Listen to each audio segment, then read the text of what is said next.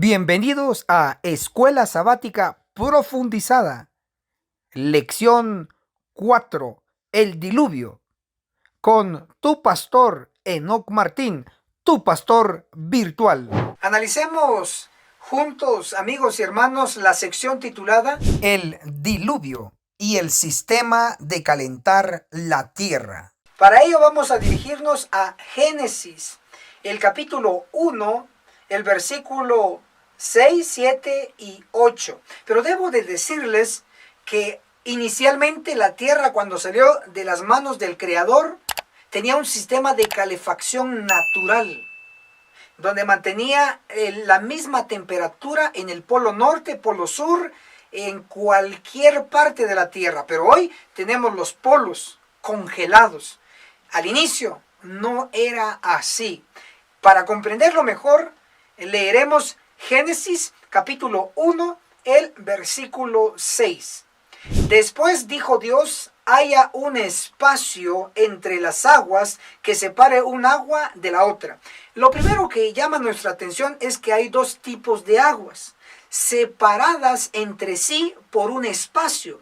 Ahora tenemos que ver qué significa ese espacio. La interpretación está en Génesis 1, el versículo 8. Y llamó Dios al espacio cielo. Ok, entonces ya tenemos identificado que el espacio es el cielo, pero hoy también le llamamos atmósfera. Entonces, la atmósfera separaba lo que era un agua en la tierra y otra agua sobre la atmósfera. Son dos tipos de agua, ese es el asunto.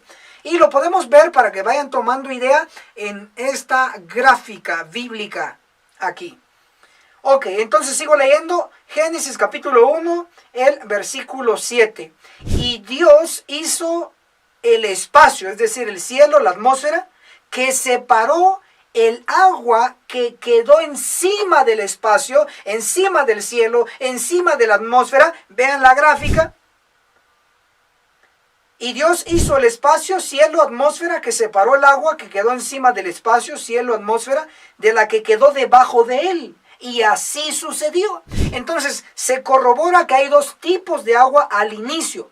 Uno debajo de la atmósfera, debajo del cielo, y el otro sobre la atmósfera, sobre el cielo. Ahí están los dos tipos de agua. Ahora, el agua debajo de la atmósfera o debajo del cielo es el que usted conoce como el mar. Así lo conocemos porque en el siguiente día de la creación, Dios le llamó a esa gran reunión de aguas debajo de la atmósfera, le llamó mar. Eso lo conocemos, ese es el primer tipo de agua que conocemos. Pero el agua que quedó sobre la atmósfera o sobre el cielo es el que muy pocos estudiantes de la Biblia, inclusive científicos, conocen. Y ese tipo de agua es a la que le quiero llamar su atención. Para ello, algunos han creído que ese agua sobre la atmósfera o sobre el cielo es o son las nubes, pero totalmente equivocados. ¿Saben por qué? Porque en los días iniciales de la creación no existía como tal lo que hoy llamamos nubes. Además, no sería aguas sobre la atmósfera, sino que serían aguas en medio de la atmósfera o en medio del cielo, porque ahí están las nubes. Y para que ustedes sepan que al inicio de la creación no habían nubes, podemos leer Génesis capítulo 2, el versículo 5, la última parte, porque Dios el Eterno aún no había hecho llover sobre la tierra, entonces no había nubes. Ahora, Génesis 2, el versículo 6, sino que subía de la tierra un vapor que regaba toda la superficie del suelo. Entonces no existía nubes. Entonces el agua sobre el espacio, sobre el cielo, no son nubes de lo que se está hablando ahí, sino que es un agua líquida rodeando la tierra como una burbuja. Vean la imagen les ayudará a comprender mucho mejor. Entonces hasta aquí podemos notar que Dios creó una burbuja de agua que rodeaba la tierra, y esa agua era la que mantenía una calefacción natural en toda la Tierra. Los polos no estaban congelados como hoy, el polo norte y el sur están congelados. Y los científicos actuales, oído esto, han encontrado animales que no terminaron de tragar su alimento, los han encontrado congelados. Implica que en tiempos pasados, en el polo norte y el polo sur había vegetación y había animales viviendo ahí. Pero ocurrió algo que hizo un cambio brusco que congeló el polo norte y el polo sur. Ahora, el agua que rodeaba la Tierra, como una burbuja, al ser penetrada por los rayos solares, entonces los rayos solares calentaban esa agua que rodeaba la Tierra y eso mantenía una calefacción natural en todas partes, igual de templado, ni frío ni caliente, una temperatura adecuada. Ese se llama el termostato natural de la Tierra. Pero ¿qué ocurrió con esa agua que rodeaba la Tierra? Bueno, la respuesta la tenemos en Génesis capítulo 7, el versículo 11 nos da la respuesta. Y dice así: en el año 600 de la vida de Noé, el 17 del segundo mes, en ese día fueron rotas todas las fuentes del gran abismo y fueron abiertas las compuertas del cielo. Es decir, toda el agua que rodeaba la Tierra, que era la calefacción natural, esa fue rota y inundó la tierra con el diluvio. ¿De dónde creen que vino tanta agua? Pues era el agua que rodeaba la tierra. El sistema de calefacción natural inundó la tierra. Y es lo que provocó justo cuando se eliminó esta calefacción natural de agua. Entonces toda esa agua se acumuló en los polos, polo norte y polo sur, y se congelaron hasta el día de hoy. Entonces, definiendo, podemos decir que originalmente la Tierra tenía un sistema de calefacción o de calentamiento natural, una burbuja de agua que rodeaba la Tierra. Y así lo hizo tan perfecto Dios. Pero hoy por hoy tenemos la tierra ya vieja sin ese sistema de calefacción. Pero sí esperamos tierra nueva y cielo nuevo. Y en este caso, un sistema de calefacción nueva. Amén. 8 personas bautizadas con el diluvio. Primera de Pedro, capítulo 3, el verso 20, especialmente la última parte, oído. Que en otro tiempo fueron desobedientes cuando en los días de Noé la paciencia de Dios esperaba mientras se construía el arca.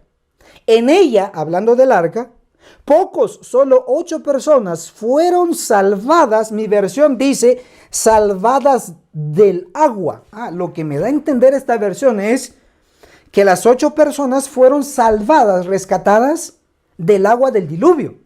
No se ahogaron. Aunque en realidad eso es lo que ocurrió. Eso es cierto, no lo vamos a negar. Sin embargo, Pedro aquí está hablando de otra verdad. Noten que la última parte de Primera de Pedro, capítulo 3, el verso 20, la última parte, en ella pocos, solo 8 personas fueron salvadas del agua, dice esta versión. Sin embargo, al revisar, usted puede ir al original y puede ir también a la Biblia que usaba la hermana Elena de White, la versión King James en inglés, o puede ir a lo más cercano a nosotros, a nuestro lenguaje,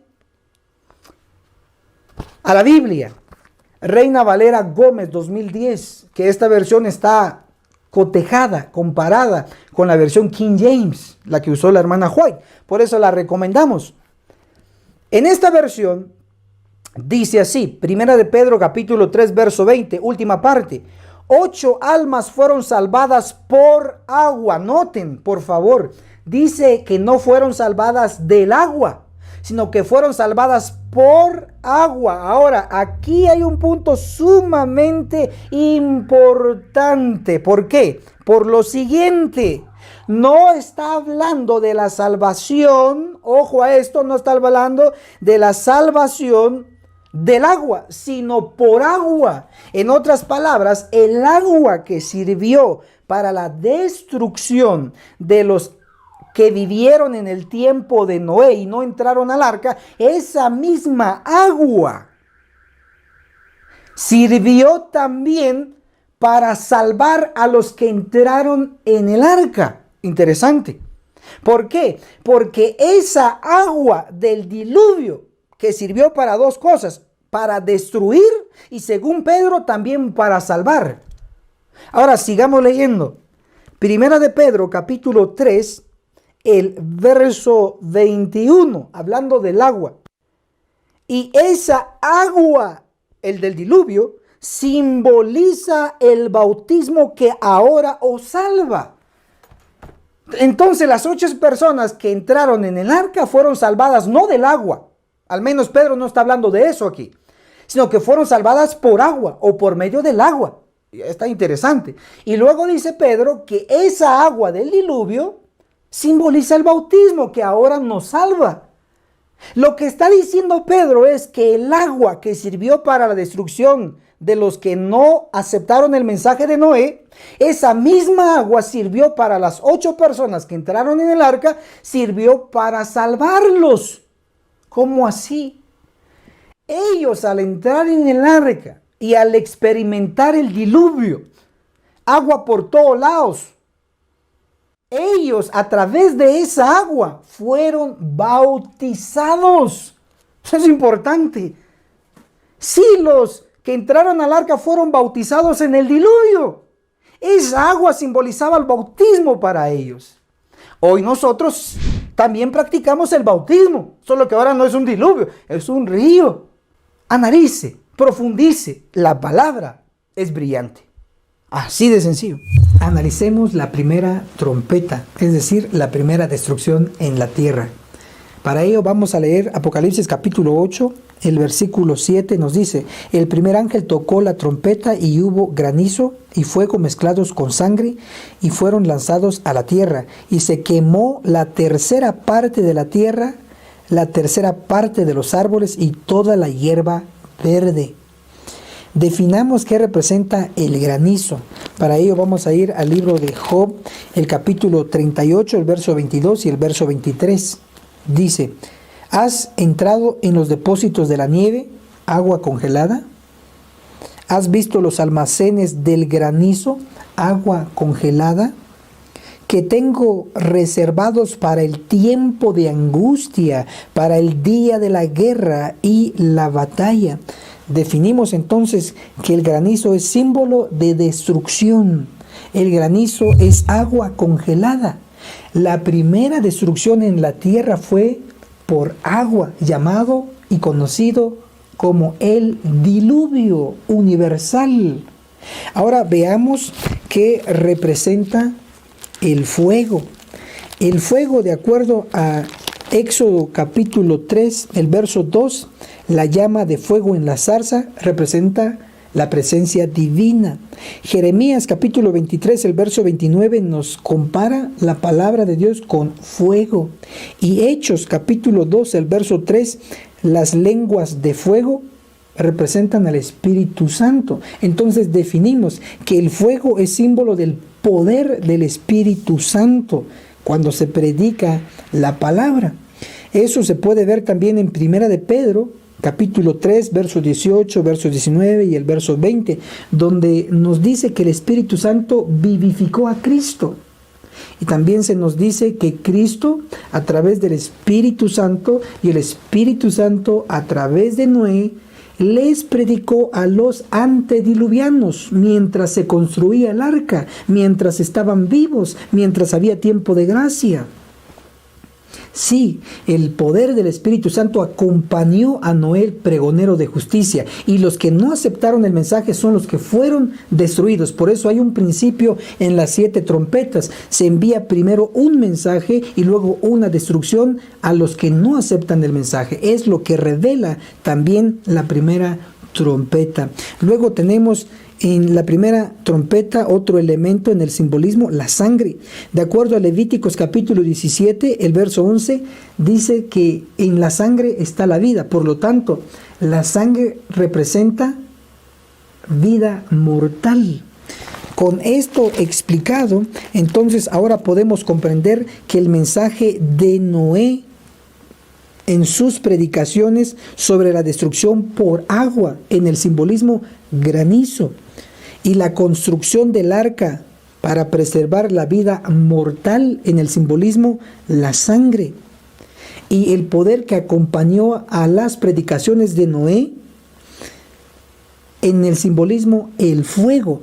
Todos estos elementos nos sintetizan la historia sobre los antediluvianos al rechazar el mensaje y la destrucción a través del diluvio. Las víctimas del diluvio están bajo el simbolismo de la tercera parte de los árboles y la hierba verde. Eso lo podemos ver en Apocalipsis 8, el verso 7, que ya lo leímos. ¿Qué representan los árboles?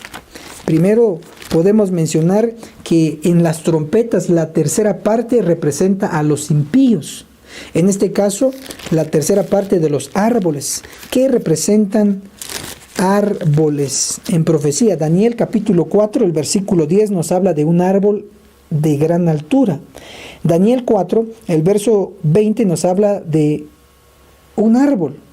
En Daniel capítulo 4, el verso 22 dice que ese árbol es el rey Nabucodonosor. Por lo tanto, un árbol representa a un líder. Varios árboles representan a varios líderes.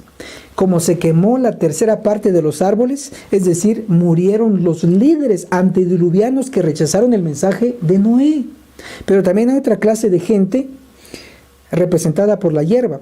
Daniel capítulo 4, el verso 15 nos habla de la hierba del campo. Isaías capítulo 40, el verso 6 y el verso 7 nos da información sobre ello. El verso 6 nos dice, toda carne es hierba. El verso 7 nos declara, la gente es como la hierba. Entonces, la hierba también representa un tipo de gente, pero no líder, sino seguidores. Mateo 3:10, todo árbol que no hace buen fruto es cortado y echado en el fuego. Claro, porque los árboles son líderes. Si los líderes están mal, también los seguidores lo estarán. Por eso, cuidado y aprendamos esta lección. Si se rechaza un mensaje, luego viene una destrucción. Eso es seguro. Y eso nos enseña la primera trompeta con la destrucción de los impíos a través del diluvio. El diluvio de cizaña, Apocalipsis 12. La tercera derrota de Satanás en la era cristiana. Eso está descrito en Apocalipsis capítulo 12, verso 15, 16 y 17. Satanás ha utilizado tácticas, estrategias. La primera ha perseguido a la mujer. La segunda ha tratado de paganizar la iglesia, inundándola con inconversos. A eso le llamamos el diluvio del dragón. Para entender ese punto, primero tenemos que corregir dos versículos de Apocalipsis 12, el verso 15 y el verso 16. Nos dice, entonces la serpiente echó de su boca tras la mujer agua como un río, para que fuese arrastrada por el río. Verso 16, pero la tierra ayudó a la mujer, la tierra abrió su boca, sorbió el río que el dragón había arrojado de su boca. En estos dos versos se dice río, río, río. Agua como un río. En el original no dice río. En la versión que usó Elena G. de White para escribir sus libros, me refiero a la versión en inglés King James, no dice río, sino que dice diluvio. En inglés la palabra que se utiliza es flood, que se traduce como diluvio. Entonces, en Apocalipsis capítulo 12, el verso 15 y el verso 16 debe leerse correctamente. Entonces la serpiente echó de su boca tras la mujer agua como un diluvio, para que fuese arrastrada por el diluvio. Verso 16, pero la tierra ayudó a la mujer, la tierra abrió su boca, sorbió el diluvio que el dragón había arrojado de su boca. Si su versión dice río, debe sustituirlo por la palabra diluvio, que es el término correcto en el original, en la versión King James que usaba Elena de White. Diluvio es la clave, porque el propósito del dragón es inundar a la iglesia con un diluvio. El diluvio está formado por agua. De acuerdo a Apocalipsis capítulo 17, el verso 15, agua representa gente. Pero como este diluvio viene de Satanás, no puede ser gente buena, debe ser gente mala, inconversos, estorbando a la iglesia de Dios. El diluvio del dragón tiene dos secciones. La primera sección la ubicamos en los primeros siglos de la era cristiana. La segunda sección la ubicamos en el tiempo del fin, nuestro tiempo, y está activo. Por lo tanto, debe ser de vital importancia su análisis. Pero empecemos con el diluvio del dragón en los primeros siglos de la era cristiana. El emperador Domiciano persiguió a los cristianos. Él dio el decreto del destierro para el apóstol Juan a la isla de Patmos. Luego tenemos al emperador Constantino el Grande, que estuvo en el poder durante 31 años, desde el año 306 hasta el año 337.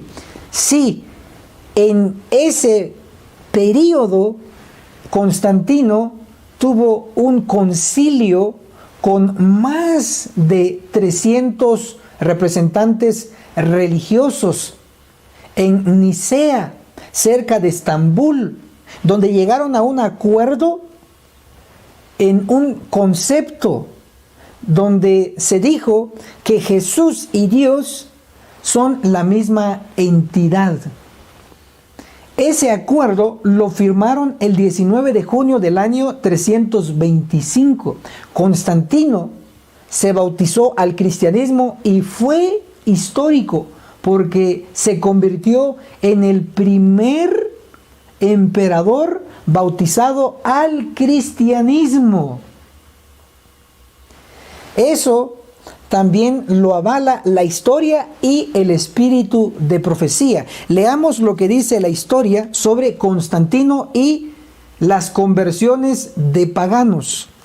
El libro La Roma de Gibbon, tomo 2, páginas 273 y 274 nos declara: por los edictos de tolerancia, él, Constantino, quitó las desventajas temporales que habían hasta ahora retardado el progreso del cristianismo, y sus ministros activos y numerosos recibieron un permiso gratis, ánimo liberal, para recomendar las verdades salutíferas de revelación por cada argumento que pudiera afectar la razón o la piedad de la humanidad.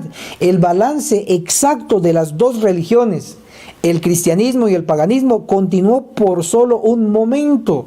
Las ciudades que señalaron un celo destacado, destruyendo voluntariamente sus templos paganos, fueron distinguidas por privilegios municipales y recompensadas con donativos populares. La salvación del pueblo común fue comprada a un precio fácil. Sí, esto es verdad. En un año, 12,000 hombres fueron bautizados en Roma, además de un número considerable de mujeres e hijos, y que una vestimenta blanca y con 20 piezas de oro habían sido prometidos por el emperador a cada converso. Esto fue una ley de Constantino, que dio libertad a todos los esclavos que aceptaran la cristiandad. Esto revela que el diluvio del dragón metiendo paganos en el cristianismo se inició. Pero también tenemos un dato sobresaliente, y es que el emperador Diocleciano En el año 380, el 27 de febrero, firmó un decreto donde adoptaba como religión del Estado el cristianismo.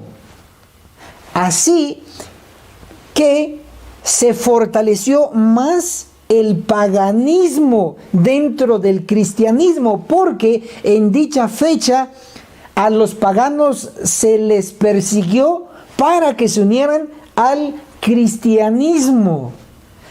Así fue como en los primeros siglos de la iglesia cristiana el diluvio del dragón se introdujo en la iglesia. Leamos lo que dice el conflicto de los siglos en el capítulo 22, en la página 435. Para aumentar el número de los convertidos, se rebajó el alto nivel de la fe cristiana y el resultado fue que una ola de paganismo anegó la iglesia.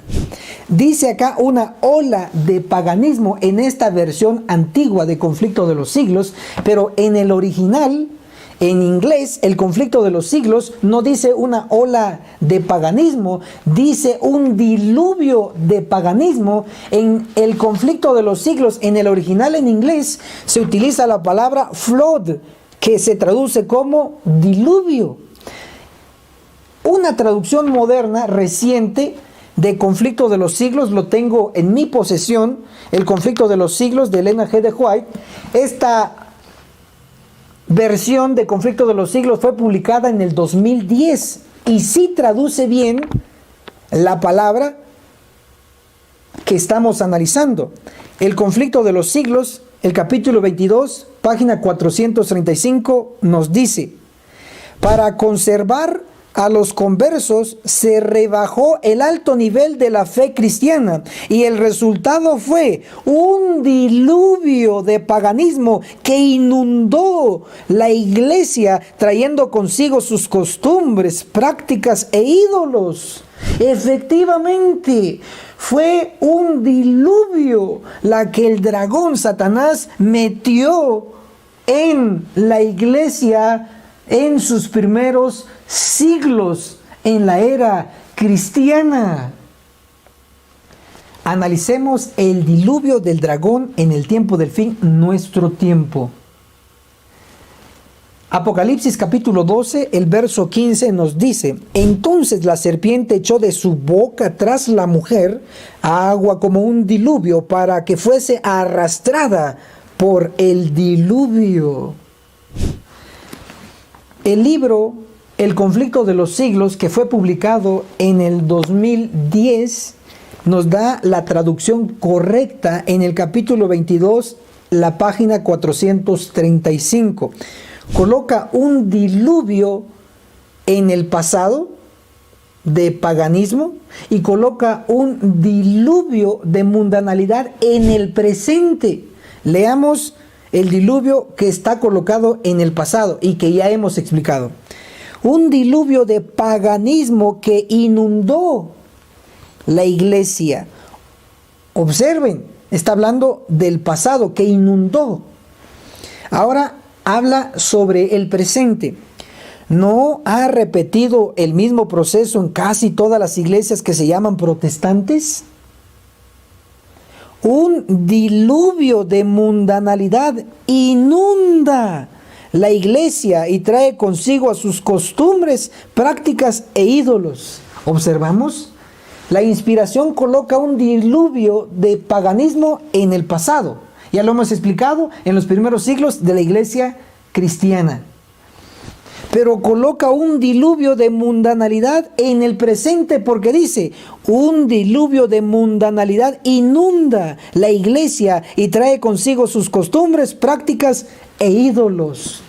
Este diluvio está activo. El dragón está inundando a la iglesia presente, al pueblo de Dios. También lo refuerza el espíritu de profecía en Testimonios para los Ministros, el capítulo La Iglesia de Cristo, la página 46. Mientras el Señor trae a la iglesia a aquellos que están verdaderamente convertidos, Satanás al mismo tiempo trae a ella a personas que no están convertidas. Sí, el dragón está activo metiendo el diluvio de personas inconversas. Llámele cizaña, llámele cabritos, llámele mal pez, llámele vírgenes insensatas. Pero es el demonio, es Satanás el que ha metido y está metiendo esa gente inconversa en la iglesia. Leamos lo que habló Elena de White sobre esta infiltración en el libro El conflicto de los siglos, el capítulo 22.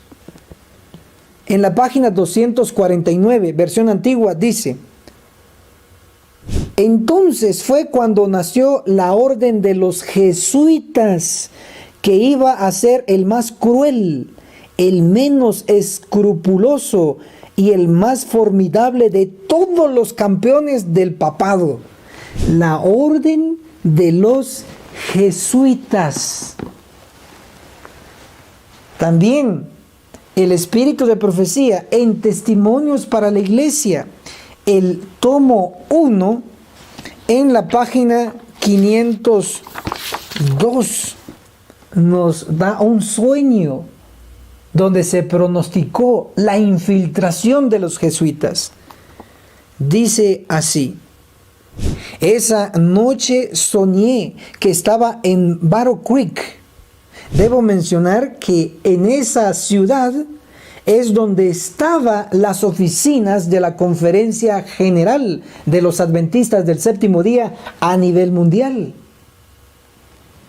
Actualmente, las oficinas de la Conferencia General están en Silver Spring, en Maryland, que significa Tierra de María, un estado de los Estados Unidos de Norteamérica. Esa noche soñé que estaba en Battle Creek y miraba por el cristal del lado de la puerta. Observé una compañía que se acercaba a la casa de dos en dos. Parecían decididos y determinados. Los conocía bien. Y me volví para abrir la puerta de la sala para recibirles, pero decidí mirar de nuevo. La escena cambió. La compañía ahora parecía una procesión de católicos. Uno llevaba en su mano una cruz, otro un escapulario. A medida que se acercaba, el que llevaba el escapulario hizo un círculo alrededor de la casa, repitiendo 3 veces: esta casa está proscripta, sus pertenencias deben ser confiscadas. Han hablado contra nuestra santa orden. ¿Qué es lo que tenía Elena de White en la casa? Sus libros, el espíritu de profecía, y especialmente tenía el conflicto de los siglos. Dice, han hablado contra nuestra santa orden. El conflicto de los siglos, propiedad de Elena de White, habló contra la santa orden de los jesuitas.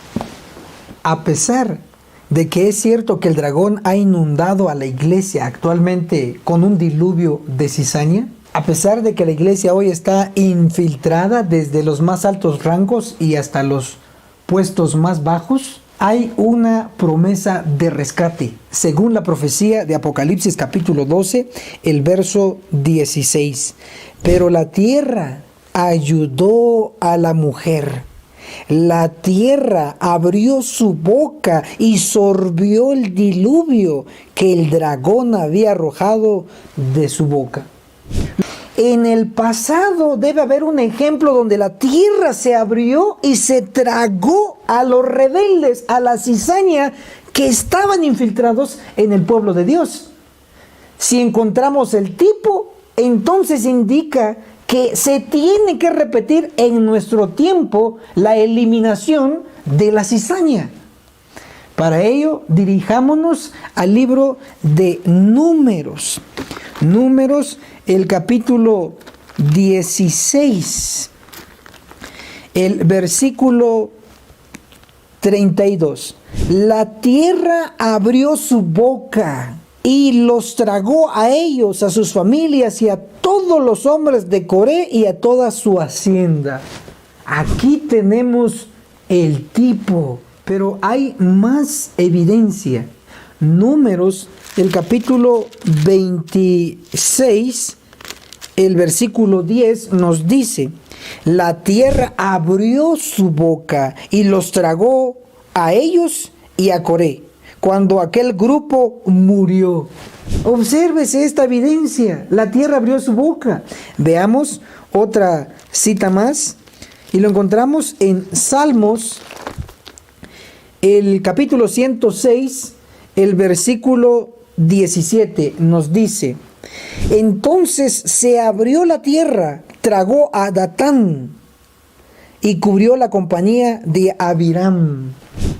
Nuevamente se nos está diciendo que la tierra se abrió, tragándose a estos rebeldes que estaban dentro del pueblo de Dios. Deuteronomio, en el capítulo 11, el versículo 6 nos dice: y lo que hizo con Datán y Abiram, hijos de Eliab, Rubenita, cuando ante todos los israelitas la tierra abrió su boca y los tragó con sus familias, sus tiendas y todo su ganado.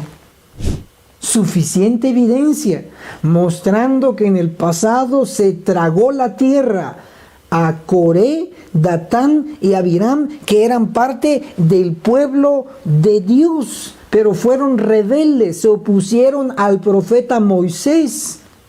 Y no solo eso, sino que hasta pretendieron que todos los que estaban en el pueblo de Israel eran santos, considerando que Éxodo capítulo 12, el verso 38, nos informa que entre el pueblo de Israel se infiltró una multitud mixta de inconversos que acompañó al movimiento de Israel. También en el libro de Números, el capítulo 11, el versículo 4 nos dice: los extranjeros, dice esta versión, pero la versión King James, en inglés, la versión que usó Elena de White, dice: la multitud mixta que iban con ellos tuvieron un vivo deseo, y los israelitas volvieron a lamentar: ¿quién nos diera a comer carne?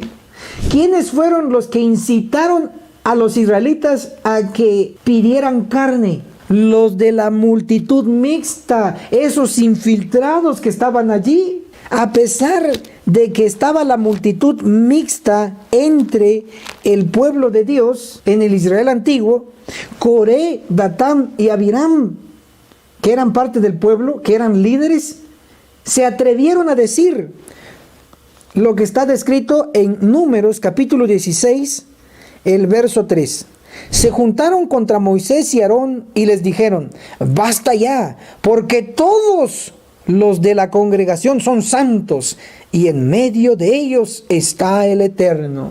¡Qué bárbaros! No todos eran santos, porque ahí estaba la multitud mixta, infiltrada de paganos. Pero ellos dijeron que todos eran santos.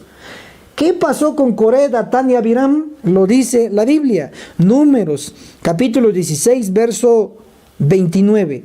Si estos hombres mueren como todos los hombres, o si al ser visitados siguen la suerte de todos los hombres, el Eterno no me envió. Números capítulo 16, el verso 30.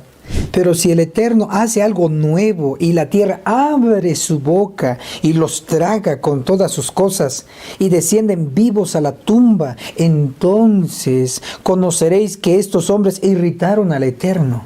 Verso 31. Apenas Moisés acabó de hablar estas palabras, se abrió la tierra debajo de ellos. Verso 32. La tierra abrió su boca y los tragó a ellos, a sus familias y a todos los hombres de Coré y a toda su hacienda. La tierra abre su boca y se traga a la cizaña, a los infiltrados, a los rebeldes dentro del pueblo de Dios. Este es el tipo. También el espíritu de profecía nos dice la misma verdad. En el libro Patriarcas y Profetas, el capítulo La rebelión de Coré. En la página 423 y 424 nos dice: Mas si el Eterno hiciese una nueva cosa, y la tierra abriese su boca, y los tragare con todas sus cosas, y descendieren vivos al abismo, entonces conoceréis que estos hombres irritaron al Eterno. De pie, llenos de terror y expectación, en espera del acontecimiento, todos los israelitas fijaron los ojos en Moisés. Cuando terminó de hablar, la tierra sólida se partió, los rebeldes cayeron vivos al abismo con todo lo que les pertenecía y perecieron de en medio de la congregación. Como hemos visto, con la autoridad de la Biblia y del espíritu de profecía, decimos que el tipo de la destrucción de Apocalipsis 12 está en Números capítulo 16, el verso 32, cuando la tierra abre su boca y se traga a los rebeldes, a los infiltrados. El antitipo lo tenemos en Apocalipsis capítulo 12, el verso 16, y dice: Pero la tierra ayudó a la mujer. La tierra abrió su boca y sorbió el diluvio que el dragón había arrojado de su boca. Puesto que este diluvio del dragón es una gran multitud, es un gran número de personas que él ha metido en la iglesia como sus agentes para no ayudar a la iglesia, sino para destruir, para mundanalizarla. Entonces, no solo es inminente, sino que es necesario que la iglesia sea purificada y todo el diluvio de cizaña infiltrada sea eliminada. Dios utiliza diferentes ilustraciones para mostrarnos la destrucción inminente en el pueblo de Dios.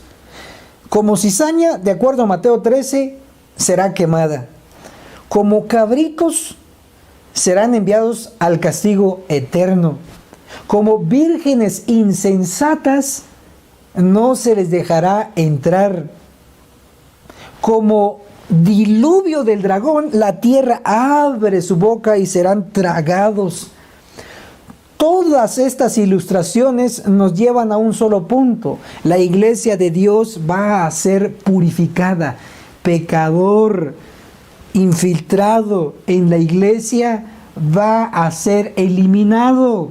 Lo indica no un profeta, varios profetas lo están señalando. Amós capítulo 9, el verso 10 dice enfáticamente: a espada morirán los pecadores de mi pueblo. Isaías 66, 16 dice que a fuego y espada morirán toda carne, y los muertos del Señor serán multiplicados. Y finalmente Ezequiel capítulo 9, el verso 6, Cristo le da la orden a sus ángeles: matad a viejos, a jóvenes, a vírgenes, a niños, a mujeres que no tengan el sello. Van a morir. Ahí está la orden. Todo nos lleva a el capítulo 9 de Ezequiel, al juicio que está por empezar, y lo explica Elena de White en Joya de los Testimonios, el tomo 2, en la página 65 y la página 66. Nos dice así: el Señor ordena a sus mensajeros, los hombres que tienen las armas de matanza en la mano: pasad por la ciudad en pos de él y herid, no perdone vuestro ojo ni tengáis misericordia. Matad viejos, mozos, vírgenes, niños y mujeres, hasta que no quede ninguno, mas a todo aquel sobre el cual hubiere señal no llegaréis, y habéis de comenzar desde mi santuario. Comenzaron pues desde los varones ancianos que estaban delante del templo. Ezequiel 9, versos 5 y versos 6. La sierva del Señor interpreta: aquí vemos que la iglesia, el santuario del Señor, era la primera en sentir los golpes de la ira de Dios. Claro, porque la iglesia está infiltrada, por decirlo así, por una quinta columna. Por si fuera poco, el espíritu de profecía nos dice muy claro en manuscritos inéditos, el tomo 1, en la página 241. Estudien el capítulo 9 de Ezequiel. Esas palabras se cumplirán futuro, literalmente. No obstante, el tiempo pasa y la gente sigue dormida, no entienden. Viene y se acerca una matanza. Estamos tratando de sonar alarma entre el pueblo de Dios. Dios nos lo está reflejando por ilustraciones, por simbolismo, por parábolas y por todo medio, para que alguno dentro de su pueblo pueda ser rescatado y pueda reaccionar y pueda entrar en sí. Esa es la misión de cada tema expuesto a través de mi persona y a través de otros siervos de Dios. Finalmente, encontramos que el dragón en Apocalipsis 12, en la era del Nuevo Testamento, en la era cristiana, el dragón encuentra 3 derrotas. La primera, cuando trata de devorar al hijo varón en cuanto naciera, no lo pudo matar. Primera derrota. Luego, el dragón pierde la guerra en el cielo. Segunda derrota. Luego, el dragón, al intentar paganizar a la iglesia, no obtiene victoria, es derrotado. ¿Por qué? Porque la tierra, porque Dios destruirá al diluvio de cizaña de jesuitas infiltrados dentro de la iglesia. Allí es donde el dragón encontrará su tercera derrota y más grande derrota.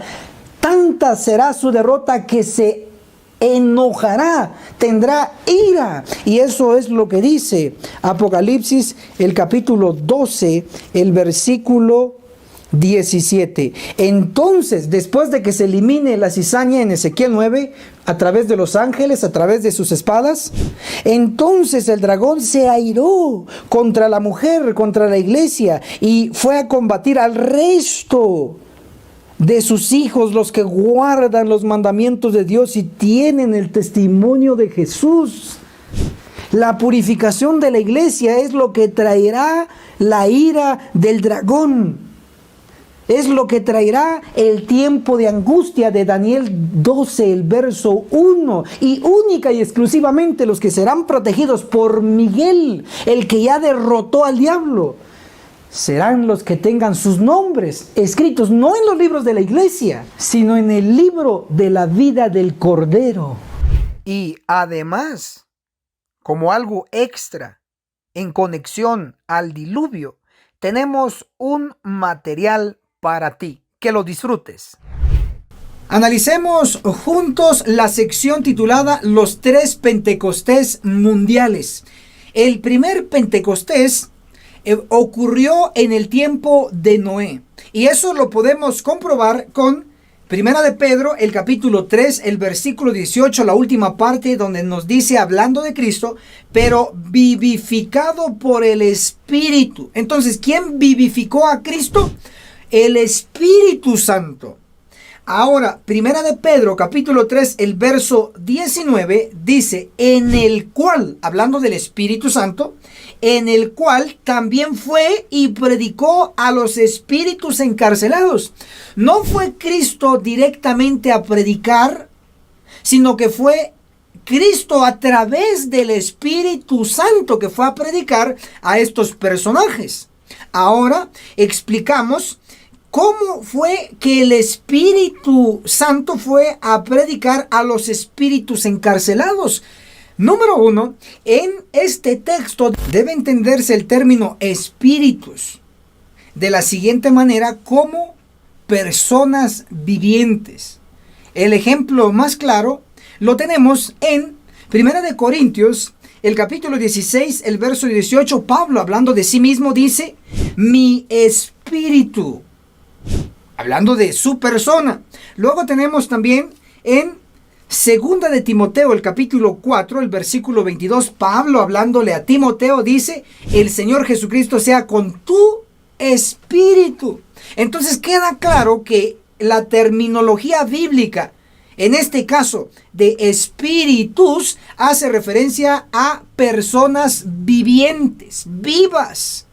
Entonces, cuando dice Primera de Pedro, capítulo 3, el verso 18, en el Espíritu Santo, en el cual también fue y predicó a los espíritus, personas encarcelados. ¿Encarcelados en qué? Bueno, en los pecados. Y eso nos lo registra San Juan, el capítulo 8, el verso 32, donde dice: conoceréis la verdad y la verdad os hará libres. Entonces, fue el Espíritu Santo que predicó a las personas encarceladas en sus pecados. ¿Pero en qué tiempo? Ahora sigamos leyendo los versos. Primera de Pedro, capítulo 3, el verso 19. En el cual también fue y predicó a los espíritus encarcelados, verso 20, que en otro tiempo fueron desobedientes cuando en los días de Noé, mientras se construía el arca. Entonces observamos que Cristo, a través del Espíritu Santo, fue y predicó a las personas encarceladas en sus pecados mientras se construía el arca en los días de Noé. El Espíritu Santo, a través de quien predicó a estos personajes. Ahora la respuesta también la tenemos en Segunda de Pedro, el capítulo, vamos a leer el capítulo 2, el versículo 5. Y si Dios tampoco perdonó al antiguo mundo, sino que guardó a Noé, subraye, pregonero de justicia. Entonces se sintetiza de la siguiente manera: el Espíritu Santo fue y predicó a las personas encarceladas en sus pecados en el tiempo de Noé, mientras se construía el arca. El Espíritu Santo utilizó a Noé como pregonero de justicia. En ese tiempo el Espíritu Santo se muestra en poder para dar el pregón de aquel entonces, del mundo antiguo. Y eso también el espíritu de profecía lo enseña. Leamos lo que dice Testimonios para los Ministros. El capítulo Obreros dirigidos por Dios, la página 233. Noé recibió el mismo trato cuando el Espíritu de Dios lo impulsaba a dar el mensaje, ya fuera que los hombres lo oyeran o no. Entonces fue el Espíritu Santo que utilizó a Noé pregonero de justicia. Entonces hubo un fuerte pregón en el mundo antiguo, antes del diluvio. Y fue el Espíritu Santo que utilizó a Noé, entre otros personajes, y dieron el fuerte pregón en el mundo antediluviano. Maravilloso. Ahí tenemos el primer Pentecostés, el Espíritu Santo utilizando personas para dar un fuerte pregón. Amén. Ahora veamos el segundo Pentecostés, quizás sea el más conocido por usted, y es el que encontramos en Hechos 1:15, habla de 120 en número. Estos 120 en Hechos, el capítulo 2, el versículo 1 al verso 4, se nos registra que reciben el poder del Espíritu Santo. Leamos Hechos 2, el versículo 4. Todos los 120 quedaron llenos del Espíritu Santo. Este es el segundo Pentecostés, el Pentecostés apostólico. Sí, este es el que usted conoce más. Y por supuesto, esto es verdad. Esto ya ocurrió. Si ya ocurrió, debe ocurrir en nuestro tiempo. ¿Cuántos recibieron el poder del Espíritu Santo en el segundo Pentecostés? 120 en número, basado en Hechos 1, el verso 15. Ahora veamos el tercero y último Pentecostés. Todavía está en futuro cercano. Para ello, vamos a hacer referencia a lo que la Biblia nos dice. Apocalipsis capítulo 7, el versículo 3, nos habla de los siervos de Dios. Noé era siervo de Dios. Los 120, incluyendo a Pedro, incluyendo a Tomás, etcétera, etcétera, ellos eran siervos de Dios. Entonces Noé, siervo de Dios. Los 120, siervos de Dios. Y Apocalipsis 7, verso 3, hablando de unos futuros siervos de Dios, Apocalipsis 7, el verso 4 nos da ese número de los siervos de Dios. Y oí el número de los sellados, 144,000 sellados. Este número son siervos de Dios. Sí, Noé recibió al Espíritu Santo en poder para dar un pregón al mundo antediluviano. Sí, los 120 recibieron el Espíritu Santo en poder para dar un fuerte pregón para el inicio de la era cristiana.